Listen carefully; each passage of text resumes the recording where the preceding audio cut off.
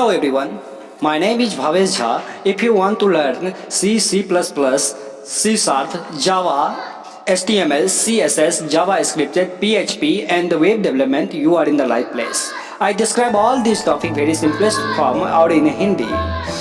How to develop a website, how to develop a simple website, how to develop a responsive website or how to develop a gaming website, how to develop a database website with PHP, how to develop a database application, how to develop a gaming application, all these things in very clear form. I will also teach you how to deal with the C, how to deal with the C++, how to deal with the JavaScript, how to deal with the C programming, how to deal with the PHP, how to deal with the HTML and the CSS in very clear way.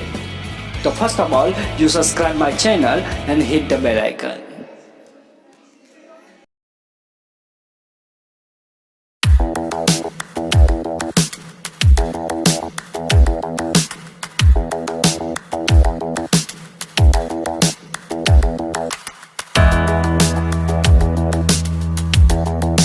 एक paragraph की तरह ले रहा है, वह नहीं कह रहा भैया ये हम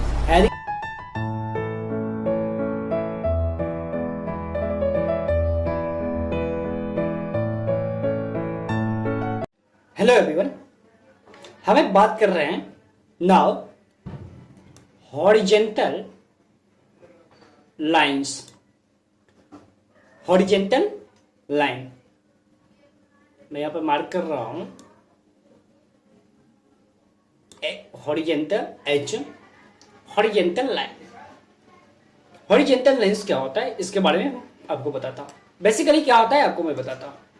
हॉरिजेंटल लाइंस होता क्या है कि आप किसी पैराग्राफ के बीच में, दो पैराग्राफ या दो हेडिंग के बीच में आप एक टैग डालते हैं, और जो जिस पैराग्राफ के बीच में आप एक टैग डालते हैं ना, उस जिसके बीच में आप वो टैग डालते हैं वहां पे एक लाइन आ जाती है।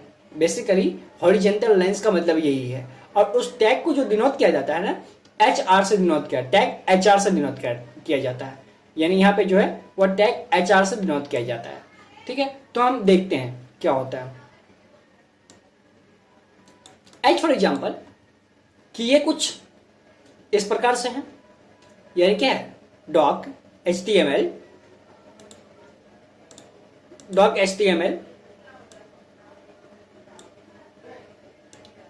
फिर है HTML टैग, उसके अंदर क्या है, हेड, हेड के अंदर टाइटल है, और टाइटल में क्या है, हॉरिजेंटल लाइन एग्जाम्पल, और उस फिर हमने हेड को बंद कर दिया, यानी क्लोज टैग से बंद कर दिया। फिर एक मैंने बॉडी टैग लिया, और बॉडी टैग में मैंने लिखा कि ये this is a paragraph one and should be on the top. ये एक पैराग्राफ है जो होगा क्या, टॉप पे होगा, और ये दूसरा पैराग्राफ है जो दूसरा पैराग्राफ है वो क्या होगा, बॉटम में होगा। लेकिन अपर वाला में, यानी जो टॉप वाला है पैराग्राफ और जो डाउन वाला जो पैराग्राफ है, दो बॉटम में पैराग्राफ है, उसके बीच हमने एक टैग डाला है, और उस टैग का नाम है HR टैग। ठीक है, आप उसको ओपन या इस HR टैग के साथ आप फॉरवर्ड स्लैश लेके भी आप लिख सकते हैं, या डायरेक्टली आप ओपन टैग जो लिखते हैं वैसे भी आप लिख सकते हैं, कोई फर्क नहीं पड़ता है। तो एक दोनों पैराग्राफ के बीच में एक लाइन आ जाएगा, दोनों पैराग्राफ के बीच में एक लाइन आ जाए। चलिए इसको हम विजुअल स्टूडियो पे करके देखते हैं। क्या करते हैं, हम यहां से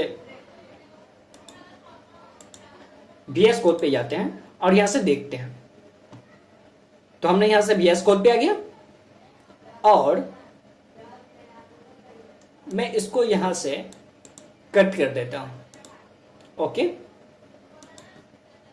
यस पहले ओके, मैं क्या करता हूं, जाता हूं और यहां से ये जो पैराग्राफ है, पैराग्राफ 1 और पैराग्राफ 2, इसको मैं यहां से कॉपी कर लिया। वेट ए मिनट, कॉपी कर लिया। नाउ इसको मैं क्या करता हूं, बॉडी के अंदर जो बॉडी टैग है उसके अंदर मैं इसको पेस्ट कर देता हूं, पेस्ट कर देता हूं। शायद आपको थोड़ा कम दिखाई देता होगा, लेकिन मैं इसको आई ट्राई इट, थोड़ा इसको मैं जूम करूं, इसको मैं थोड़ा जूम करूं।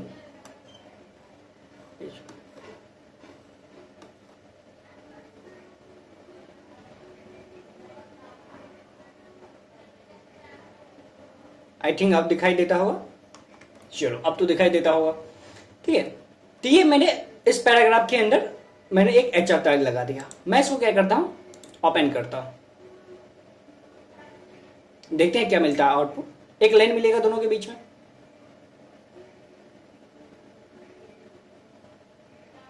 देखो पैराग्राफ 1 जो है ये है और पैराग्राफ 2 जो है ये है।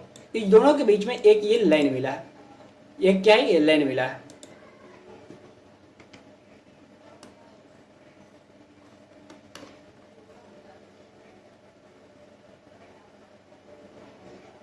देखो पैराग्राफ, फर्स्ट पैराग्राफ ये है, सेकंड पैराग्राफ ये है और उसके बीच में ये एक लाइन है। मैंने जूम करके आपको दिखाया। नाउ एक पॉइंट पे मैं आ जाता हूं, इस पे आता हूं। ओके, एचआर टैग का क्या यूज होता है आपने समझिए। अब आते हैं प्रिजर्व फॉर्मेटिंग। ये क्या होता है मैं आपको बताता हूं।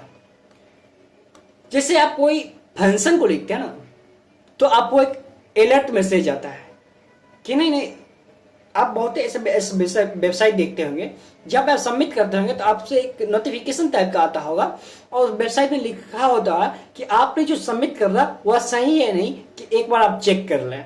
तो ये एक नोटिफिकेशन देता है, लेकिन इसको हम एक बार आगे समझेंगे। ये हमें यहाँ पे समझ में आएगी भी नहीं, और आएगी भी तो हम लोग इसका अभी कोई यूज नहीं है, तो हम इसको आगे समझेंगे। अब आते हैं कि नॉन ब्रेकिंग स्पेस।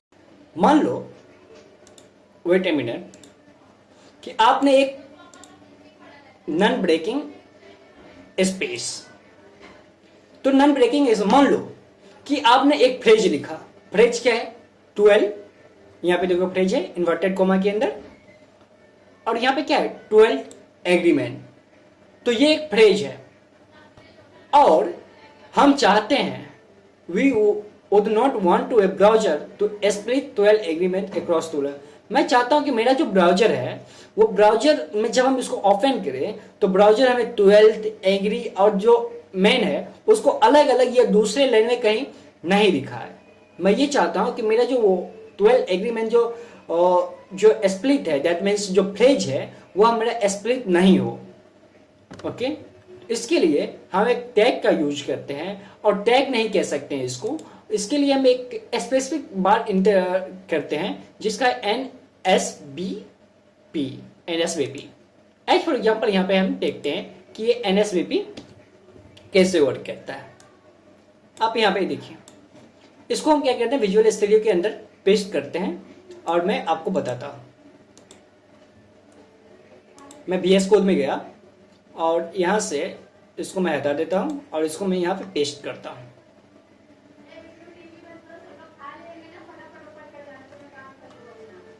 इसको मैं क्या करता हूँ, यहाँ पे पेस्ट करता हूँ। मैंने यहाँ पे पेस्ट कर दिया। नाउ विजुअल लाइव सर्वर, मैं देखता हूँ कि ये कहाँ था। देखिए, an example of the technique appears in the movie 12 agreement.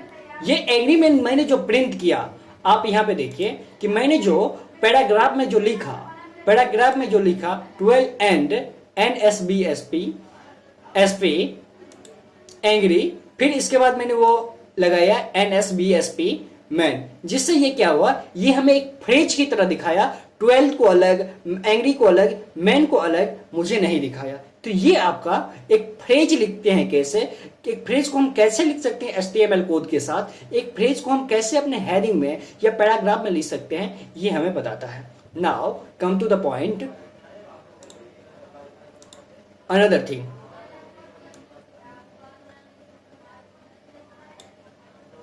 अब आते हैं हम कुछ HTML एलिमेंट पे आते हैं। HTML एलिमेंट क्या कहता है? छठ चैप्टर जो आपका है HTML एलिमेंट।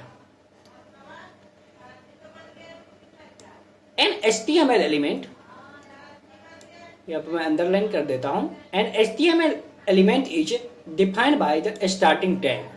किसी भी HTML एलिमेंट को जो यूज करते हैं या उसको जो डिफाइन करते हैं उसको हम टैग से यूज करते हैं। अगर HTML एलिमेंट अदर किसी कंटेंट के साथ चलता है और उस टैग को हम क्लोज भी करते हैं, जहां पे हम नाम डालते हैं, प्रेसिडेंट डालते हैं, फॉरवर्ड स्लैश के साथ उसको क्या करते हैं, क्लोज करते हैं। उस टैग को क्या करते हैं, क्लोज कर देते हैं। जैसे कि पैराग्राफ, हेडिंग, डिवीजन टैग, और br टैग हम लोग ने ऑब्वियसली देख लिया। आपको मैं कुछ ऐसे यूनिक टैग के बारे में बताता हूं, कुछ टैग जो बेसिक टैग होती है उसके बारे में बताता हूं। एज फॉर एग्जाम्पल क्या है कि मैं आपको बताता हूं। यहां पर देखिए मैं लिख रहा हूं, ये टैग है और मैंने लिखा आई,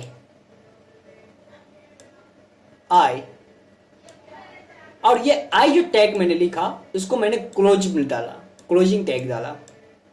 इसका ओपन टैग भी है और क्लोजिंग टैग भी है। इसका मतलब क्या है, ये बात हमें समझने की जरूरत है। जब हम ओपन टैग और क्लोजिंग टैग दोनों डाल रहे हैं, इसका मतलब ये है दोनों के बीच में एलिमेंट है। अब यहाँ पे एक क्वेश्चन एराइज होती है कि हमने तो जाना कि पी फॉर क्या होता है, paragraph, H for heading, D for division, ये जो सारी टैग होती है, लेकिन आई क्या होता है। मान लीजिए कि मैंने एक हेडिंग लिखा, this is a web server. मैंने एक हेडिंग लिखा और मैं चाहता हूं कि जो वेब सर्वर जो है ना, सर्वर मैंने जो लिखा है वो सर्वर जो हो मेरा एक इटालियन लैंग्वेज, यानी इटालियन में जैसे लिखा जाता है ना, डेट में लैंग्वेज इटालियन नहीं, इटालियन जैसे इंग्लिश में इटालियन क्या होता है वैसे लिखा जाए। एज फॉर एग्जाम्पल में आप यहाँ देख सकते हैं, मैं इसको अंडरलाइन कर रहा हूँ पेन से।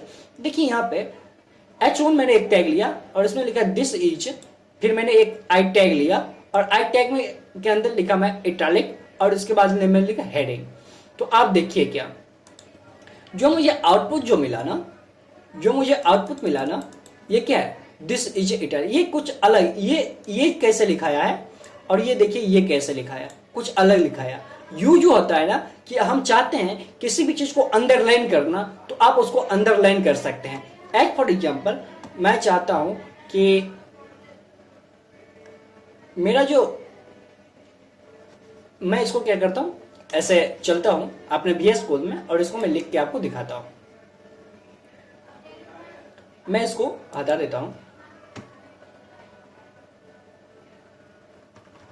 और मैं यहां पे लिखता हूं, क्या लिखता हूं कि वेलकम टू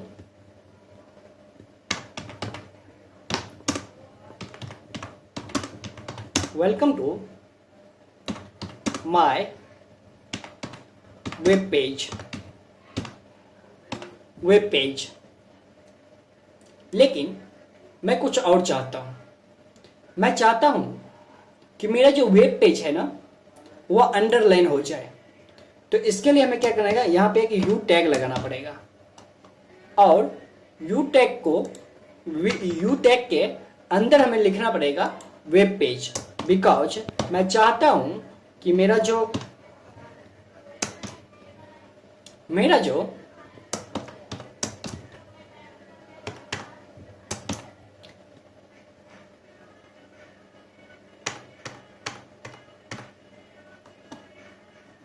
वेलकम जो है वेब पेज जो है ना वो अंडरलाइन हो जाए। मैं इसको आपको दिखाता हूं।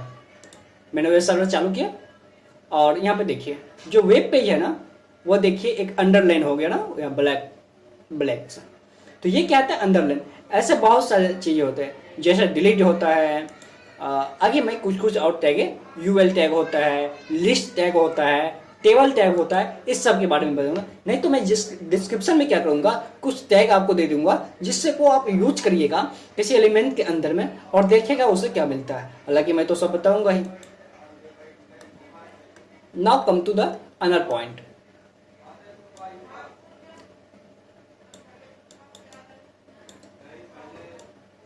अब आता हूं मैं एक चीज पे। यहां पे आप देखिए ना, एक यहां पे जो है कुछ आपको मैं एट्रीब्यूट के बारे में बताता हूं कि यहां पे जो है HTML एट्रीब्यूट, HTML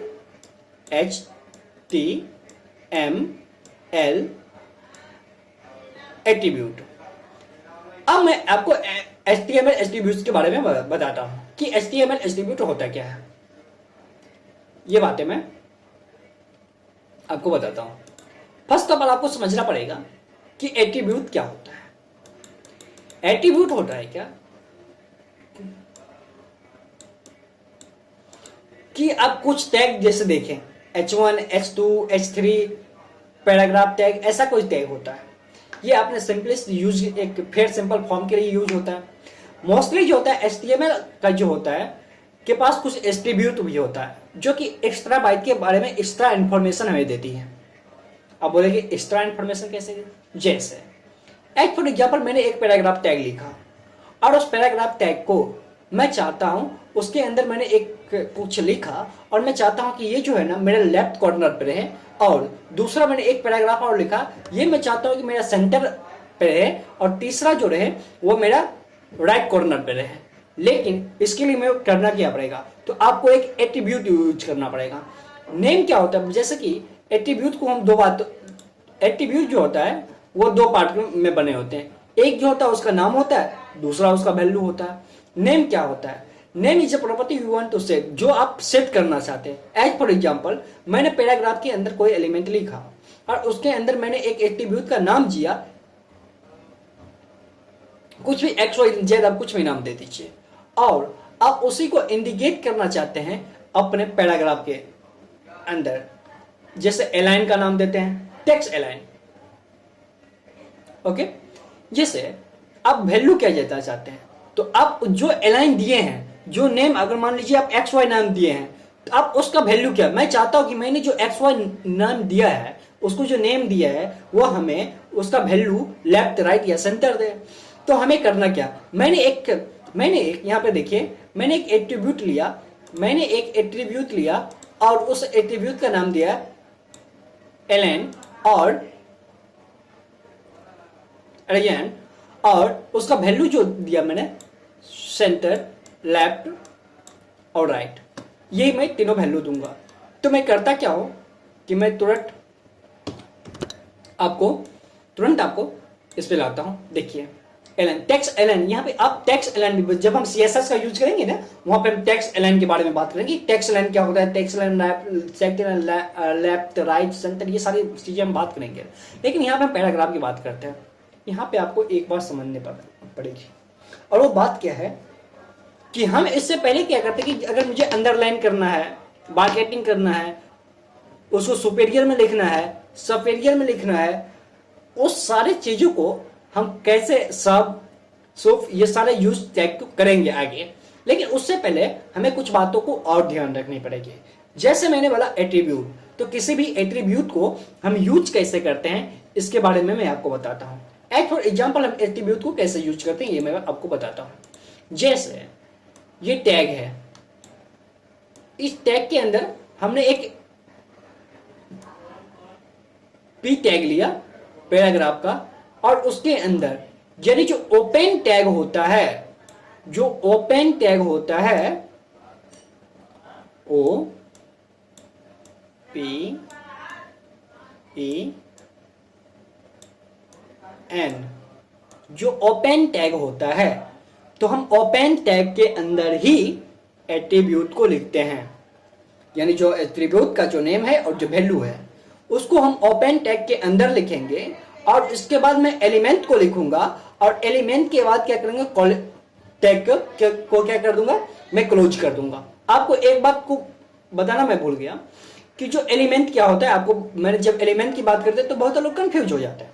मैं आपको एलिमेंट की बात करता हूं। एलिमेंट क्या होता है कि जब आप ओपन टैग और क्लोज टैग दोनों के बीच जो लिखा होता है ना, ओपन टैग और क्लोज टैग, जैसे ये टाइटल टैग है, तो टाइटल टैग जो मैंने लिखा, और ये टाइटल ओपन है और ये टाइटल क्या है, क्लोज है, तो इस दोनों के बीच जो एलिमेंट लिखा है ना, जो उसको हम एलिमेंट बोलते हैं। ये देखिए ये क्या है, पैराग्राफ टैग है, और इसके अंदर ये जो है दिस इज लेफ्ट लाइन, ये जो है क्या है, आपका एक एलिमेंट है। तो टैग के बीच में जो लिखा रहता है ना, उसी को हम एलिमेंट बोलते हैं। ओके, इतना बात समझिए। नाउ हम क्या करते हैं कि इसको मैं कॉपी करता हूं। यहां से हमने क्या किया, कॉपी किया, इसको मैंने कॉपी किया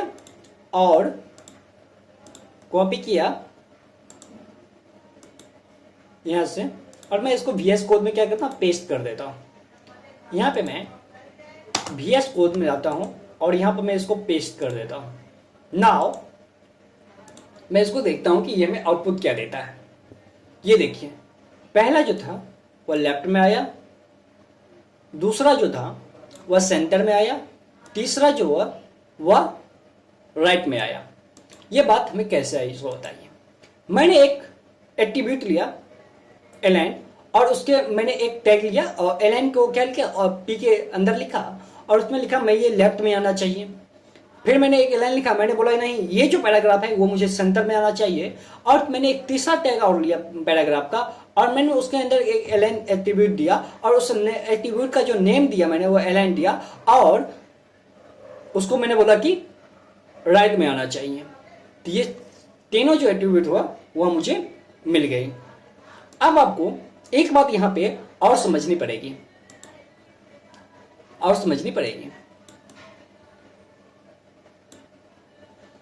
कि कोड एट्रीब्यूट क्या होता है। तो कोड एट्रीब्यूट हमें समझने की, उसमें एक आईडी होता है, क्लास होता है, स्टाइल होता है। हालांकि हम क्लास और स्टाइल आईडी से ही हम क्लास और स्टाइल का पता हम थोड़ा आपको यहाँ पे बता देते हैं क्या होता है।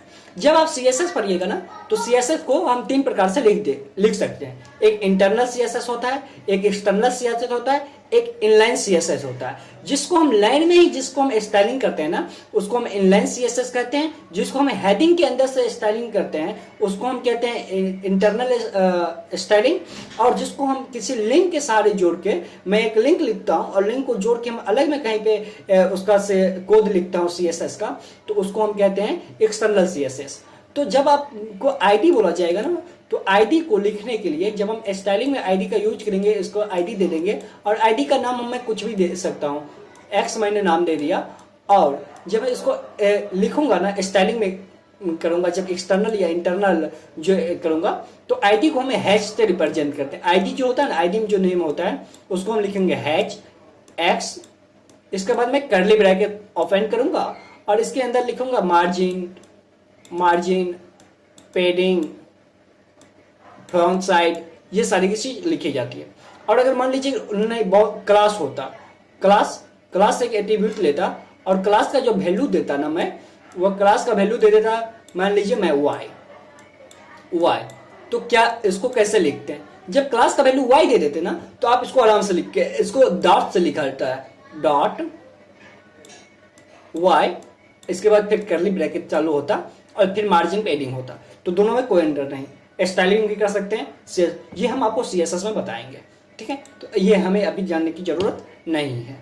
नाउ हम एक पॉइंट और पे आएंगे, इसके बाद ये सेशन हम खत्म करेंगे।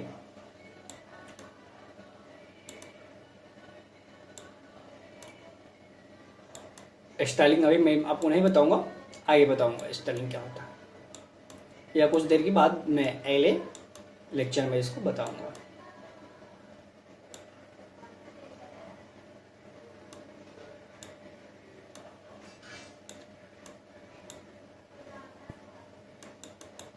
अब यहां पे मैं आपको दो बातें समझाता हूं।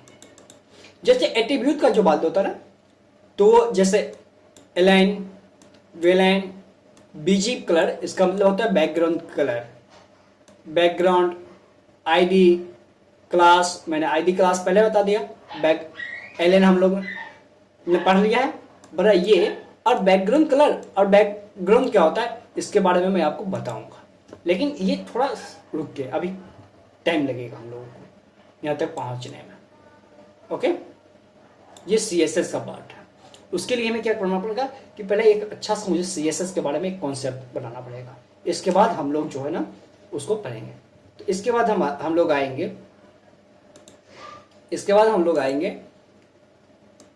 HTML formatting, okay.